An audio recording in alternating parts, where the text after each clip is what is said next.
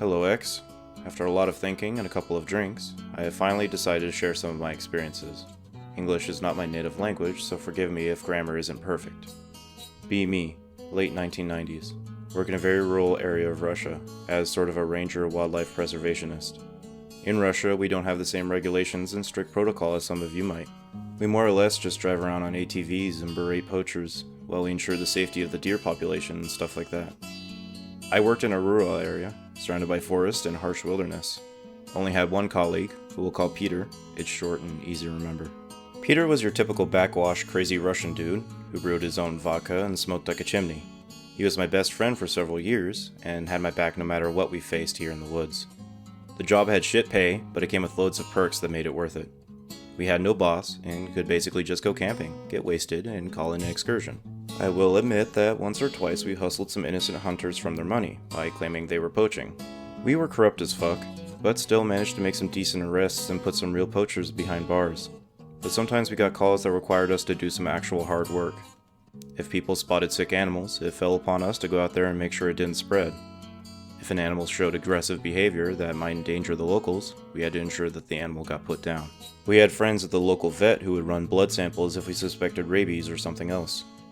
One day Peter and I got a call from some pretty spooked locals. They told us that some boys had gone hunting a couple days ago, but none had returned. They all believed that they had been killed by bears or wolves. Great. Now we have to venture into the wilderness for some potentially aggressive carnivores. They point us in a general direction, and we take off on our ATVs. We drive around the area for about 3 hours when we find an abandoned campsite. It was evident that the camp had been trashed by something, probably a bear. By the looks of it, the boys had left the camp in a hurry, not even bringing their rifles. From then on, we went on foot, our guns drawn just in case. We found the first corpse a few meters away from their camp. He was lying on his stomach, with several deep wounds to his back. What struck us as weird was the deep puncture wounds. They had never been seen in a bear or wolf attack before. There was a clear path, which indicated where the other boys had fled. We found 2 boys in a small area, both of them lying dead with similar wounds. One of them had practically been gutted.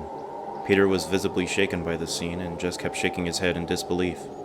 According to the locals, there was supposed to be 4 boys out here, so we were still missing one. We both tactically shat our pants when we heard something rustling through the brush towards us. We aimed at the commotion and waited for it to reveal itself before we shot. I almost dropped my rifle when it emerged from the dense bushes. It was a red stag, with the mangled remains of the 4th boy stuck in its antlers. It had trouble holding its balance under the weight of the boy, but still bellowed aggressively, as if about to charge us. Peter was the first to snap out of his shock and started lining the fucking thing up. Upon further inspection, we noticed that its antlers were worn down and broken. It had put an excessive amount of force behind each of its charges, breaking its antlers on the poor boys. The reason the 4th boy was stuck in the antlers was because the damn thing had practically torn through his ribcage. We couldn't separate the boy from the antlers, so we had to bring its head with us. It was one of the most fucked up rides home, with the cargo of several corpses tied to the back of our ATVs. The local authorities were pretty angry at us, seeing as we had moved the bodies from a potential crime scene, but let us off easy, seeing as the killer was literally embedded in one of the victims. Seeing the heartbroken parents of these boys still haunts me. That night I hung out with Peter, mostly because I was still pretty spooked. "That shit wasn't natural," he said at one point. "Deer can be aggressive and defend against predators, yes, but this fucker hunted down those boys and killed them all. They don't do that shit."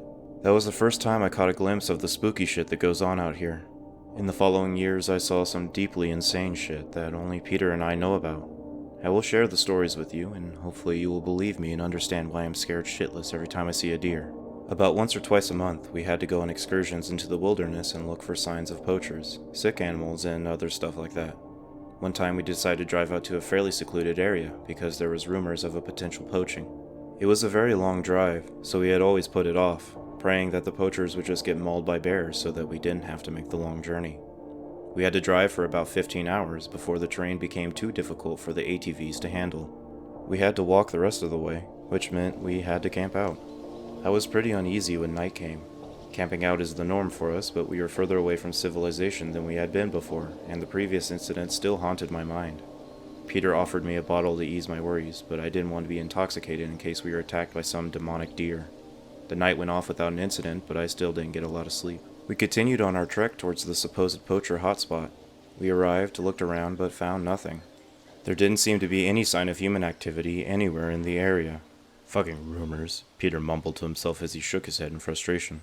Normally we should be happy to find nothing, but this time we were just exhausted and cranky. We were then startled by a loud bellowing echoing through the forest. What the fuck was that? Peter pulled out his rifle and aimed in the direction of the noise. Though it went against our instincts, we had to go investigate it. We reached a small ridge that overlooked a clearing. In the middle of the clearing, a group of 5 stags were huddled together. Their heads were bowed down as if they were grazing. We noticed that they all seemed to make sudden, violent jerking motions, like they were trying to gore the ground with their antlers. Peter fired a shot into the air, trying to make them scatter. They didn't fucking move. If you have even a basic knowledge in wildlife, you know that sudden, loud noises makes just about any animal take off running. We fired a couple more shots into the air, but they still didn't react. In a small moment of madness, we decided to calmly approach them, to get a better look at what the fuck they were doing. As we approached them, we were met with a nasty stench of rotten shit. Is that a fucking bear? Peter gestured to the ground in front of the stags. To our collective bewilderment, there was a large, adult brown bear. It was in a stage of decomposition, which meant that it had been dead for at least 4 or 5 days. The stags were panting and groaning as they continuously gored the carcass over and over again. They looked seriously malnourished and exhausted. The bear's body was completely ripped apart, except for the head, which they for some reason had left completely unscathed. We stood frozen to the ground as we watched the horrible scene unfold. How did they take down a bear? How the actual fuck is that possible? I asked Peter. He shook his head in disbelief as he raised his rifle and shot one of the stags. He later explained that he wanted a blood sample. As soon as the stag fell to the ground, the others stopped what they were doing and just looked at us. They were covered in rotting blood and chunks of meat. They didn't charge or show any aggressive behavior. They just stared at us, unflinching and unblinking. Peter had changed his mind about the blood sample at this point and just slowly started backing away. I followed suit and raised my rifle, just in case. When we reached the ridge, they resumed their mauling, once again not paying any attention to us. We were fucking done at this point. We didn't set up camp that night, and just kept hiking at a brisk pace until we reached our ATVs. None of us spoke a word the entire ride home, except for the occasional fuck. That incident really fucked something up in Peter. It took him a couple of weeks before he went with me into the forest again. He was completely convinced that the stags were being manipulated by a witch or something, which I'm not really sure of. I don't really believe in witches and all that. I just believe that nature is a lot more fucked than we believe. We have been away from real, raw nature for so long because we chose to live in cities, that we have likely forgotten how scary and unpredictable it can be. Still, there was something off about those stags. Still don't have an explanation. I'll bump. What are your thoughts on Bergman's bear? More. By the way, do you recommend living in the taiga? I've heard the Siberian cedars have soul. A quick reply to some of your questions before I continue. You expect me to believe English isn't your first language? It isn't. I just use a thesaurus for some of the more difficult words, and use what I've learned through different media. What are your thoughts on Bergman's bear?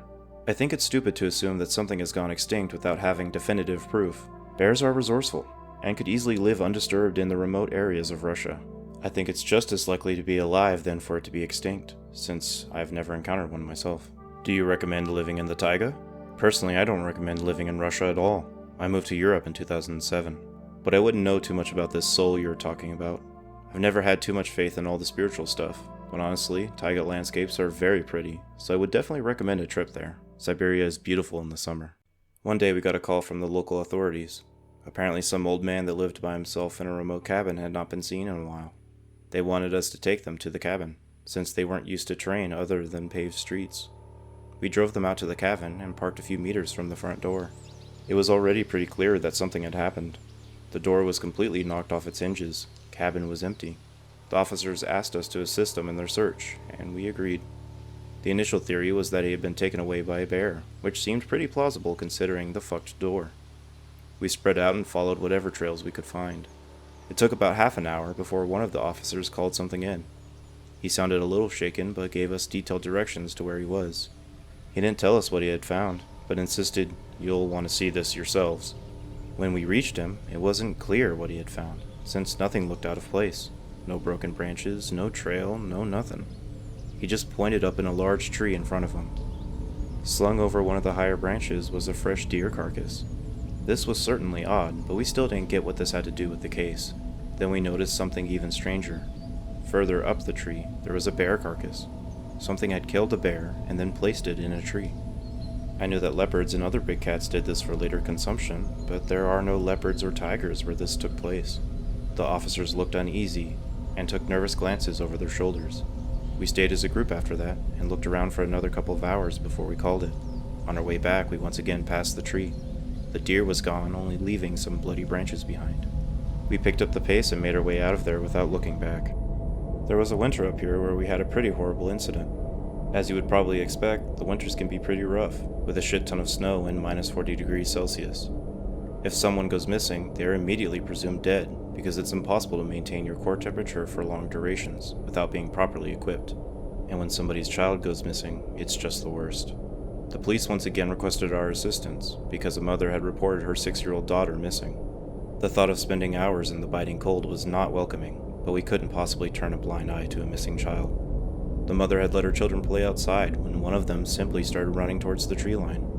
They had been out there for some time, calling out her name, but they just couldn't find her. That's when they called the police, who then called us. By the time we arrived in the search area, she had been missing for about 2 hours. We followed a trail that we suspected were hers. It went on for way longer than a child that age should be able to run. Then it just stopped. There was no sidestepping, scuffling, or any sign of, well, anything. It's like she had just vanished on the spot. We examined the tracks to see if she had backtracked or something, but there were no clear signs of double prints. Peter was visibly upset and frustrated. We asked the other kids why she started running into the forest.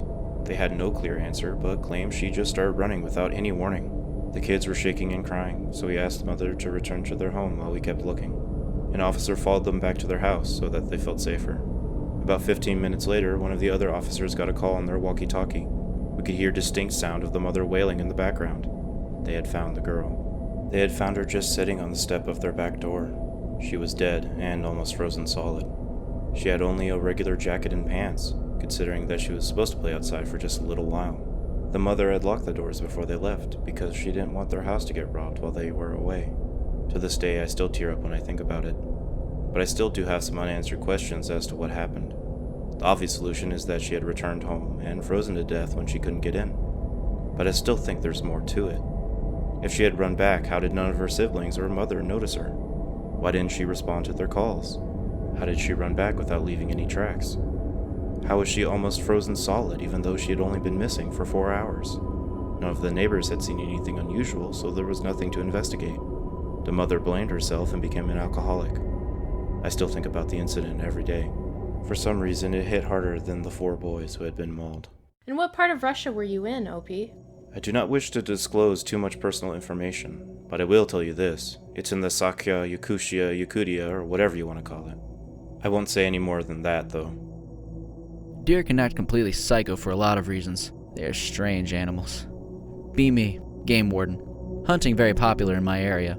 Controlling poaching and deer population also a big part of my job. When I first took the post, overhunting was a serious problem.